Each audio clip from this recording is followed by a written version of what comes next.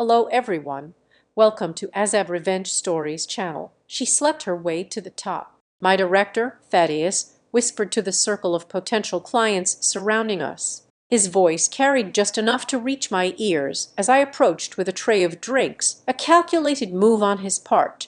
The crystal glasses trembled slightly in my hands as I registered what he'd said. 7 years of working 80-hour weeks, bringing in millions in revenue, creating award-winning strategies that transformed struggling companies into industry giants, all reduced to this vile insinuation. I watched their expressions shift, eyes darting between my face and my body, reassessing everything they knew about me through this new tainted lens. I stood frozen, my professional accomplishments dissolving into nothing. Then the ballroom doors opened. My husband entered in his formal attire, commanding attention even from those who only recognized him from television. Supreme Court Justice August Reed, the man I'd married before either of us had achieved career success. The relationship I'd kept private to avoid exactly these accusations. Thaddeus's complexion drained instantly. His champagne glass hovered midway to his lips, suspended in shock as realization dawned.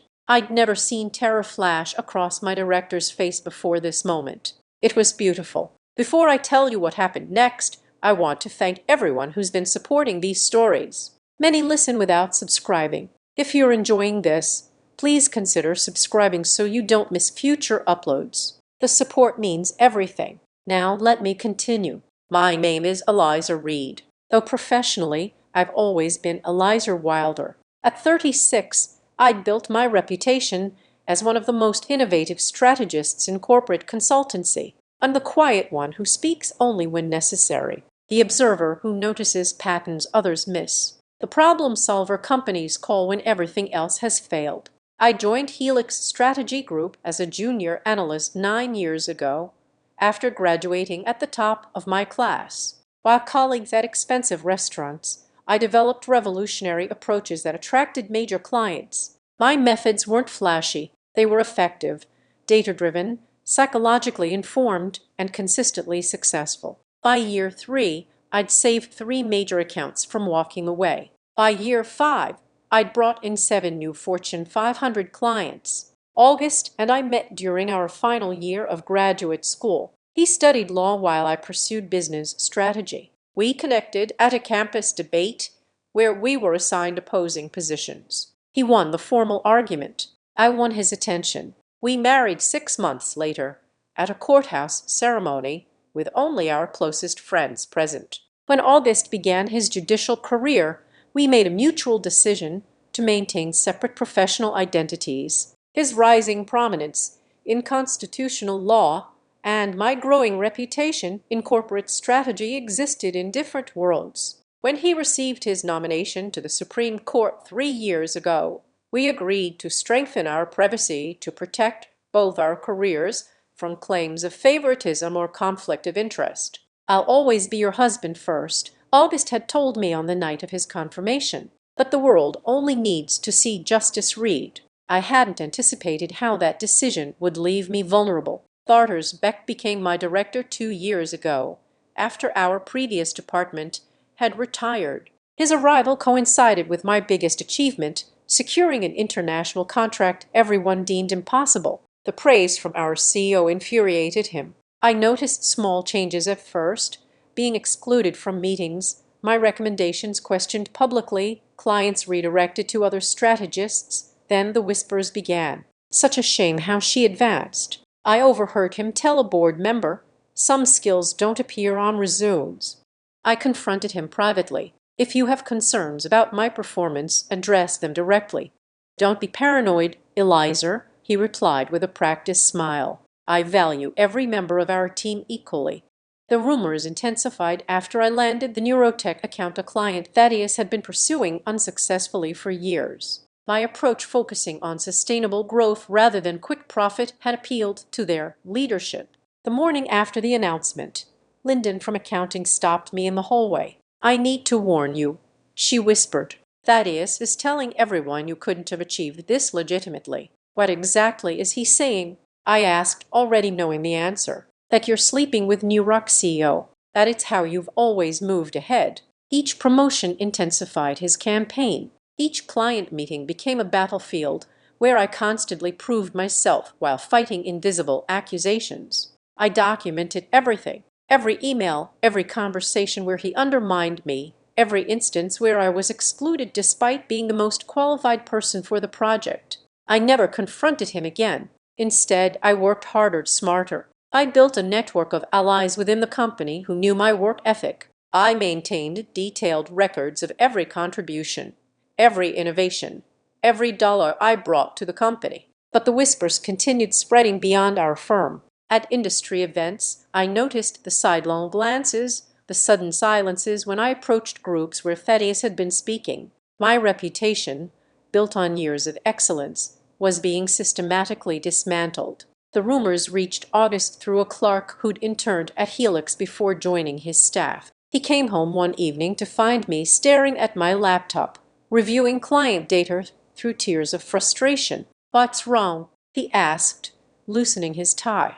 I hadn't told him about Thaddeus's campaign against me. August carried enough burdens with his position. But that night, everything spilled out. The rumors, the sabotage, the humiliation of having to prove myself repeatedly despite my record. August listened silently, his expression darkening with each detail. When I finished, he didn't offer empty reassurances or suggest I quit. Instead, he asked a simple question. "When is your next company event?" "The annual industry gala next week." "Why?" "Invite me," he said. I stared at him. We agreed to keep our marriage private, professionally. Some principles matter more than privacy. His voice was quiet but determined. "I won't stand by while someone destroys what you've built." The week before the gala crawled by, Thaddeus assigned me to host our newest potential clients, executives from 3 international corporations, considering 7-figure contracts with Helix. I prepared extensively, knowing they would be closely evaluating not just our services, but me personally. The evening of the gala arrived.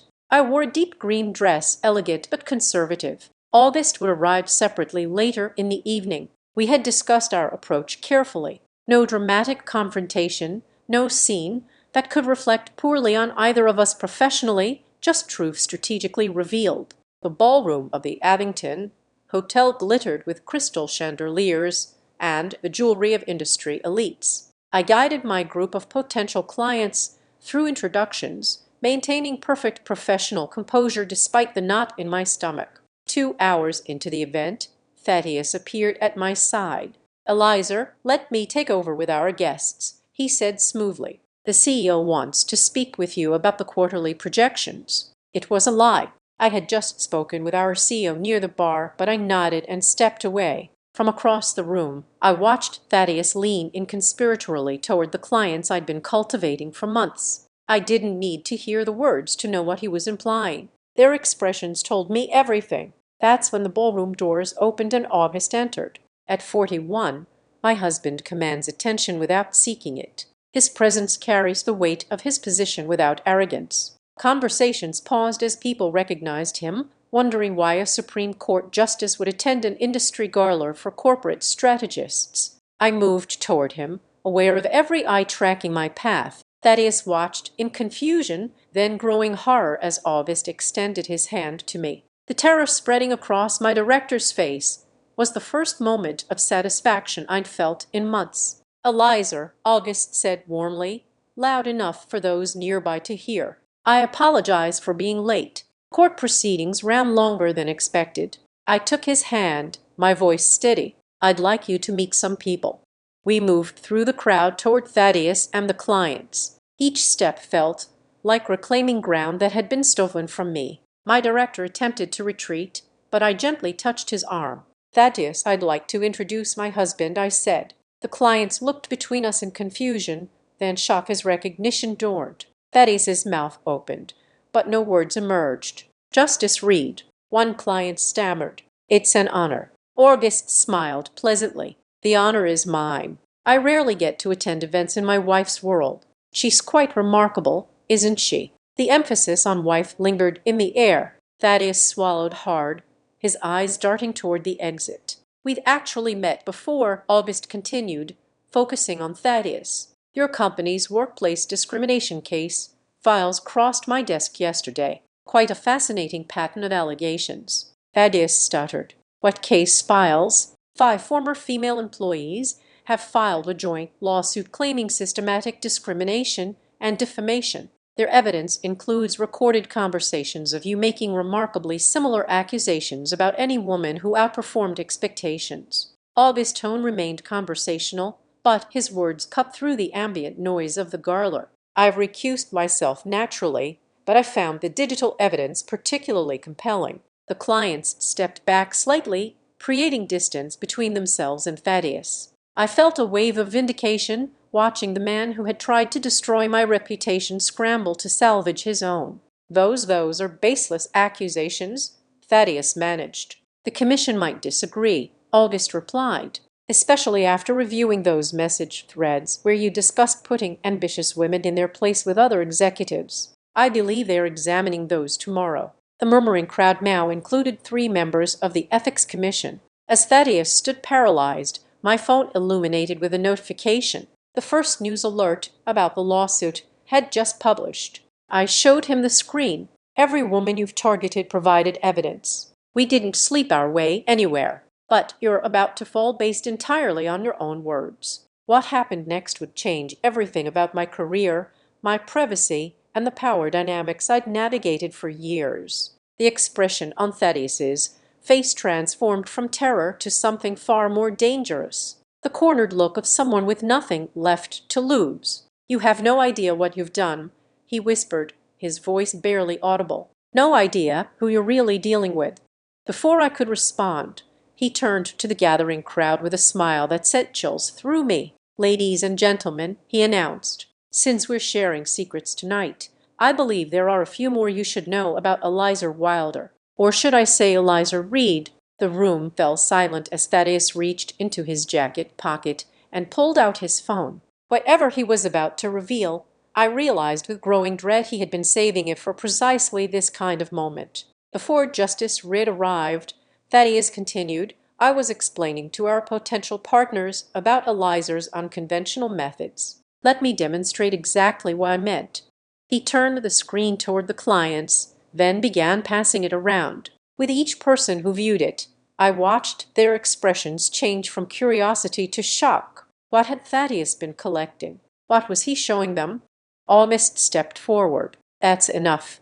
No, Thaddeus replied. I don't think it is. The Supreme Court's Ethics Committee might find these interesting as well. After all, conflicts of interest work both ways, don't they, Justice Reed? The room spun around me as I realized this confrontation had just escalated beyond anything we had prepared for. That hadn't just been spreading rumors. He'd been building a case against me, against us, and whatever evidence he thought he had, he believed it powerful enough to threaten a Supreme Court justice. August's expression didn't change, but I felt his hand tighten around mine. We had walked into something far more complex than workplace rumors. As the phone made its way through the crowd toward us, I braced myself to discover exactly what Thaddeus had been hiding and what I would have to do to protect everything I'd built. The phone reached my hands. On the screen was an email chain between August and the CEO of Nuratech, dated 2 days before I secured the account that had triggered Thaddeus's most vicious rumors. The subject line read, regarding Helix Strategy Group and Eliza Wilder. My heart stopped. I scrolled through the exchange, seeing August introducing himself as my husband to Nuroc CEO, mentioning he'd heard they were considering strategic partners and suggesting they give Helix, specifically me, consideration based on my track record. It was a personal reference, nothing more, nothing unethical, nothing that overstepped professional boundaries. But in Thaddeus's hands, carefully edited and stripped of context, it appeared that August had used his position to influence business decisions in my favor. This proves nothing, I said, keeping my voice steady. Isn't it? Thaddeus's confidence grew as he addressed the room. A Supreme Court justice using his influence to secure contracts for his secret wife. I wonder how many other clients received similar persuasion. The Ethics Committee might. That's quite enough manipulation for one evening, came a new voice from behind us. We turned to see Narja Emerson, CEO of Nuratech, standing with a glass of sparkling water in her hand. Her unexpected presence silenced the room. She moved toward us with the confident stride that had helped build her company into a technological powerhouse. "Mr. Beck, is it?" she asked, though she clearly knew who he was. "I'm curious why you're sharing private correspondence without context, especially when you've edited out key elements." She turned to the gathered clients and pulled out her own phone. The full email exchange included Justice Reed identifying himself as Elizar's husband for transparency, explicitly stating he was reaching out as a private citizen and noting that he would understand completely if they chose not to respond to avoid any appearance of impropriety. My response thanked him for his transparency and informed him that we were already evaluating Helix's proposal on its merits alone. Narger's gaze swept the crowd. "We chose Miss Wilder's strategy because it was superior, period. I find it disturbing that someone would deliberately misrepresent this interaction for professional sabotage." Thaddeus's moment of triumph crumbled. I watched his confidence fracture as Narger continued. "In fact, Mr. Beck, your proposal to New Rock was rejected because it recommended aggressive cost-cutting measures that would have compromised product quality. Miss Wilder's approach preserved quality while finding efficiencies elsewhere. That's why she succeeded where you failed." Narger's words were precise, professional, and devastating. Thaddeus attempted to recover. "That may be your interpretation, but it's not an interpretation," Narger interrupted. "It's documented fact. Just as it's documented fact that you attempted to contact me privately after we signed with Helix to suggest that Miss Wilder was unqualified. You implied she had secured our business through improper means. I terminated that conversation immediately and reported it to your CEO." The crowd shifted uncomfortably. Several people moved away from Thaddeus, creating a visible circle of isolation around him. "Mr. Beck," August said quietly, "defamation has legal consequences beyond workplace discipline. This isn't over." Thaddeus hissed, but his bravado had evaporated. He backed away, then turned and pushed through the crowd toward the exit. The tension in the room gradually dissipated as conversations resumed. Several people approached to express support, including two of the clients Thaddeus had been poisoning against me. Narger exchanged contact information with them, casually mentioning how pleased Nuritech had been with my strategies. As the evening continued, I should have felt vindicated. Instead, I felt hollow. The public support was gratifying, but the damage to my privacy was done. Everyone now knew about my marriage to August. The separation of our professional lives, something we had maintained for important reasons, had been shattered in a single evening. Later that night, as we drove home in silence, August finally spoke. "I'm sorry, Elizar. My suggestion to attend the gala created exactly the situation we've always tried to avoid." "No," I replied, staring out the window at the passing street lights. Thaddeus would have escalated his campaign regardless. At least this way, we controlled some of the narrative. What happens now? I turned to look at my husband, this brilliant, principled man who had stood beside me tonight. Now I finish what Thaddeus started. The next morning, I received a message from our CEO requesting an immediate meeting. When I arrived at his office, he wasn't alone. Our chief legal counsel and the head of human resources sat beside him, their expressions grave. "Elizar," the CEO began, "first, let me apologize for what you've experienced under Thaddeus's leadership. We were unaware of the extent of his behavior until recently. Until the lawsuit, I clarified." The CEO nodded. "The 5 former employees filed jointly last week. Their evidence is substantial. We've placed Thaddeus on administrative leave pending investigation." "I appreciate that," I said carefully. However, the legal counsel interjected. "We need to discuss your situation. Your relationship with Justice Reed creates certain complications." "My marriage has never influenced my work," I stated firmly. "We're not suggesting it has," the CEO assured me. "But perception matters in our industry. Clients might question whether your connection to Justice Reed gives Helix an unfair advantage." I understood the subtext immediately. They weren't firing me, but they were preparing to distance themselves from any controversy. After 9 years of exceptional service, I was becoming a liability. "What are you proposing?" I asked. "A lateral move," the HR director suggested. same compensation, but in a research position with less client contact until this situation resolves. A demotion disguised as a transfer. After everything Thaddeus had done, I was the one being penalized. I need time to consider my options, I said, rising from my chair. Of course, the CEO replied, relief evident in his voice. Take a week. We value your contributions. Eliza, we just need to manage this situation carefully. I walked out of that office with perfect composure, collected my laptop and a few personal items from my desk, and left the building. In my car, I finally allowed myself a moment of pure, unfiltered rage. That had done this, destroyed my privacy, damaged my professional standing, and forced me to choose between retreat and confrontation. That evening, when August returned home, I had spread dozens of documents across our dining table. Financial records, emails, performance reviews, client testimonials. 9 years of my professional life laid bare. What's all this? He asked. Evidence, I replied without looking up. I'm not accepting their offer to hide me away. August studied the papers. You're building a case. I'm taking control of the narrative. I finally met his eyes.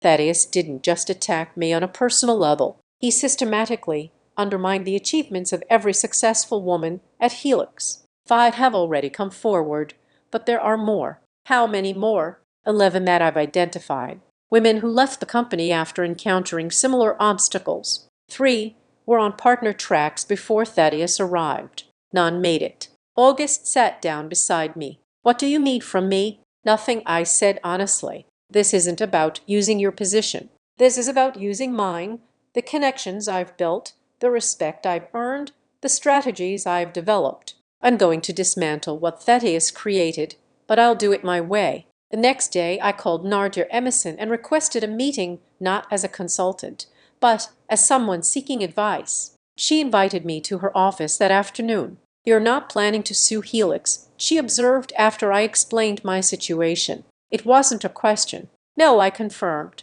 Lawsuits drag on for years. They drain resources and attention, and ultimately they don't change systems. So what are you planning? I'm creating a new system, I said simply. I'd identified 11 women who left Helix after experiencing discrimination similar to mine. Each possesses exceptional skills that Helix undervalued. Together, we represent expertise across every aspect of strategic consulting. Narder's expression shifted from curiosity to interest. You're starting a competing firm. I'm creating an alternative. I corrected one built on the principle that talent deserves recognition regardless of gender. One where achievement is measured by results, not relationships. That requires capital, Narder noted, and clients willing to take a chance on a new entity. Yes, I agreed. It does. Narder studied me for a long moment, then smiled. Nuratech's contract with Helix includes a clause allowing us to follow key personnel if they leave the company. Did you know that? I wrote that clause. I admitted standard protection for clients to ensure continuity of service. How convenient. Narja reached for her tablet and began typing. I'm sending you contact information for 3 other CEOs who have expressed frustration with their current strategic partners. All 3 value innovation over tradition. All 3 would appreciate your approach. By the end of the week, I had secured preliminary commitments from 7 former Helix employees to join my venture. Each brought unique expertise and their own client relationships. Each had a story about Thaddeus or the culture he had fostered. Together, we represented over 50 years of combined experience that Helix had discarded or devalued. I hadn't responded to the CEO's offer of a lateral move. Instead, I prepared my resignation letter, effective immediately. August supported my decision completely, though we both understood the risks of starting a new business. This isn't just about leaving Helix, I told him as I finalized my business plan. It's about creating something better. I know, he replied. That's why you'll succeed. 3 weeks after the gala, I launched Prism Strategies with 9 founding partners, all women who had left Helix under Thaddeus's leadership. We secured office space in a renovated industrial building across town. Our founding principle was simple: excellence recognized and rewarded regardless of gender or background. News of our launch spread quickly through industry channels. By our third day of operation, we'd received inquiries from 15 potential clients, including 3 who were currently contracted with Helix.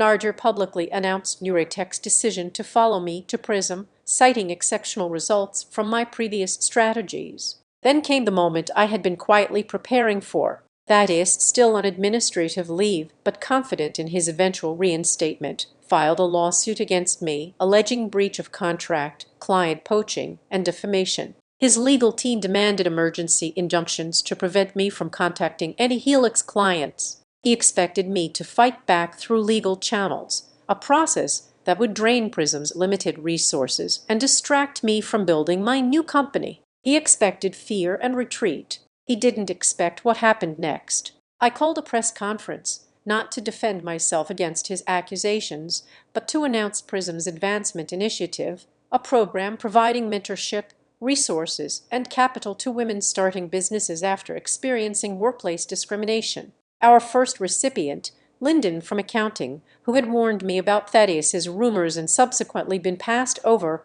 for promotion 3 times despite outstanding performance reviews. Prism Strategies believes that talent deserves opportunity. I told the assembled reporters we're committing $1 million over 5 years to help women rebuild careers after experiencing systematic barriers to advancement. The announcement generated extensive coverage. 3 major business publications requested interviews about the initiative. During those conversations, I never mentioned Thaddeus by name. I didn't need to. His lawsuit against me became part of every story, the perfect illustration of the problem our initiative aimed to address. Potential clients noticed. Within days of the press conference, our inquiry list doubled. 2 women who had declined my initial invitation to join Prism reached out to reconsider. Most significantly, Helix's board of directors called an emergency meeting to discuss the company's public image crisis.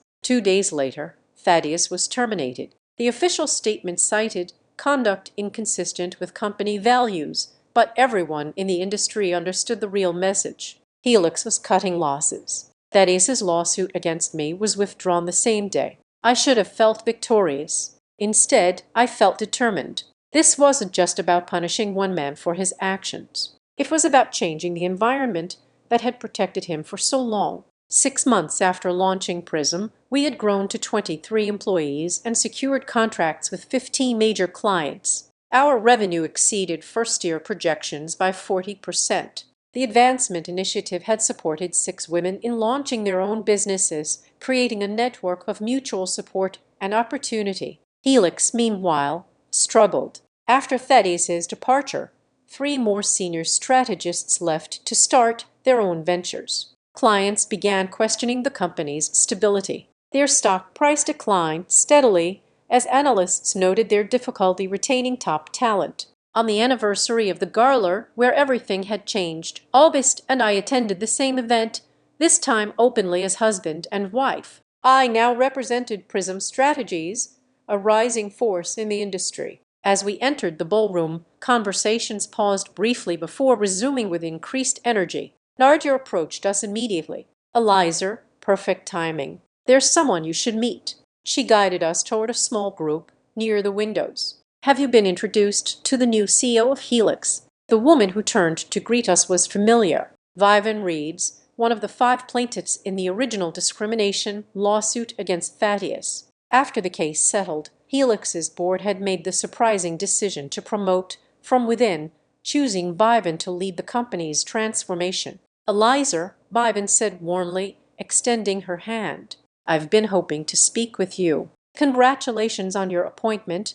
I replied sincerely. Thank you. It's been illuminating. Her smile held a hint of irony. I'd spent the past 3 months untangling the damage Thaddeus caused.